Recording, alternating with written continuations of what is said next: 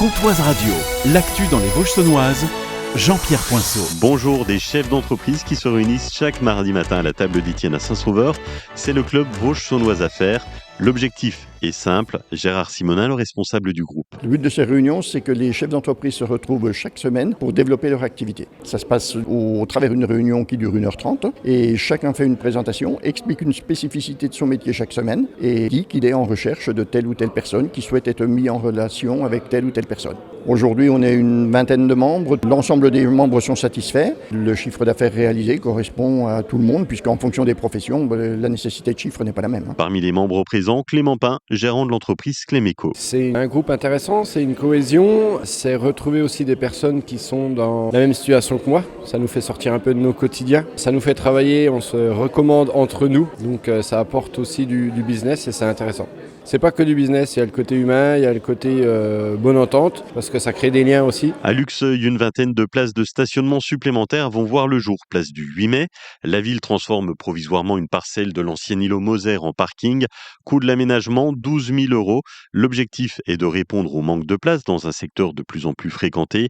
Ce parking restera temporaire en attendant un projet plus global sur le quartier.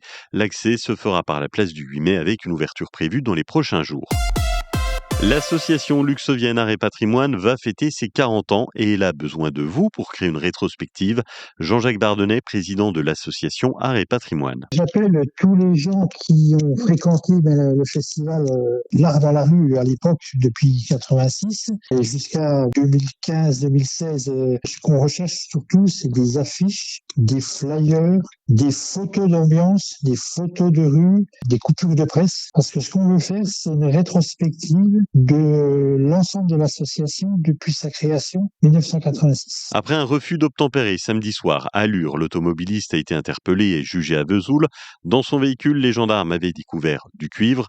Au total, 475 kilos de câbles ont été saisis et également retrouvés à son domicile près de Luxeuil-les-Bains. Le préjudice pour l'entreprise où il travaillait est estimé entre 50 000 et 120 000 €. Âgé de 30 ans, il est condamné à 12 mois de prison, dont 6 avec sursis et bracelet électronique. Son permis est annulé pour 6 mois. Il devra indemniser son employeur. À Fougerolles, le magasin Colruyt devient Intermarché. Conséquence, le commerce ferme ses portes aujourd'hui pour des travaux de réorganisation. Réouverture prévue le 1er avril. Et pendant cette période, les habitants pourront faire leurs courses dans les autres magasins de la commune ou alentour. Et pour faciliter les déplacements, une navette gratuite est mise en place chaque mercredi. Ça commence demain.